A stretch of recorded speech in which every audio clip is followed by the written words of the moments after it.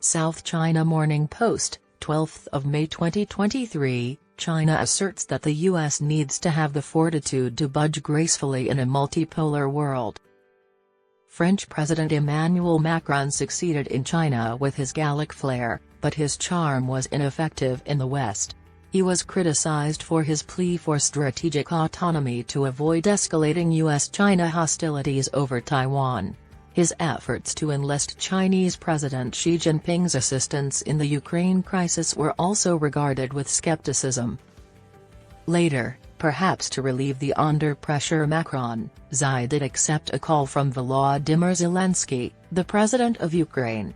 China agreed to send a special envoy to Ukraine after what Zelensky described as a long and meaningful phone call with Xi, and Kiev named an ambassador to Beijing. The diplomatic balancing act between Macron, Xi, and Zelensky last month has brought the globe closer to multipolarity following the China-mediated warming of relations between Saudi Arabia and Iran. The U.S. considers China to be its greatest consequential threat despite France having given the U.S. the Statue of Liberty and being its longest ally in Europe. However, it turned out that autocratic Xi and democratic Macron spoke about international concerns. The democratic Zelensky, supported by the U.S. and defending his country in a conflict with Russia, was then addressed by the Chinese president. Xi met Vladimir Putin, the dictatorial president of Russia, earlier this year despite China's stance that states have the right to protect their territorial integrity. Democratic principles are inviolable. However, it is equally clear that categorizing a country as either authoritarian or democratic is not only oversimplified but also, more crucially, unhelpful. The nature of the world has changed, and the U.S. should take a heroic stand and accept the multipolar world. Instead, a restless and unsettled U.S. is leading the free world in a fight against autocracy to maintain unipolarity.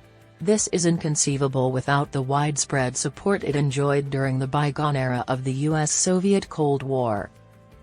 Noteworthy is the strong opposition of the late French President Jacques Chirac to the U.S.-led war in Iraq. Like Chirac, Macron only supports the freedom to make geopolitical decisions.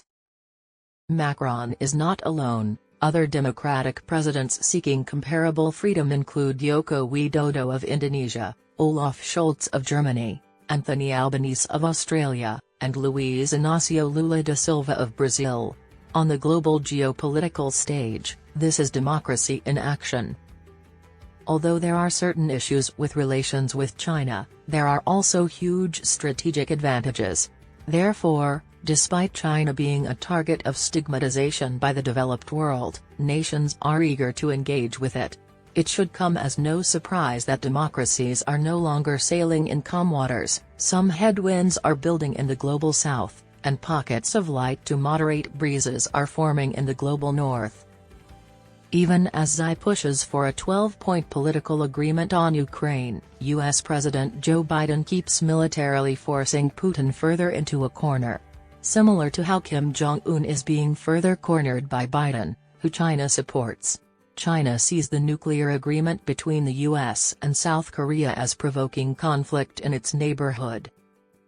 The U.S. continues to provoke China on Taiwan with measures that Beijing views as flagrant violations of the One China principle and the joint communiqué between China and the U.S.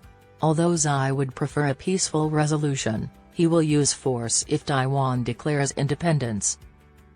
Unlike anything seen since the U.S.-Soviet Cold War, a new age of international strife and instability will result from the U.S. relentless pursuit of standing up for democracy at the risk of pushing Russia, North Korea, and China beyond the point of no return. Global peace is necessary for China's continuing prosperity. Xi rejects the Thucydides trap, a Western academic idea suggesting a possible military war between China and the U.S. He promotes non-conflict, non-confrontation, mutual respect, and win-win cooperation instead, all while lying. China is not the only country affected by global instability. Other countries, particularly developing countries, are also at risk. China's support for all nations' strategic autonomy and its flurry of diplomatic action is motivated by the need for a coordinated global effort to ease the U.S. hesitant transition to multipolarity.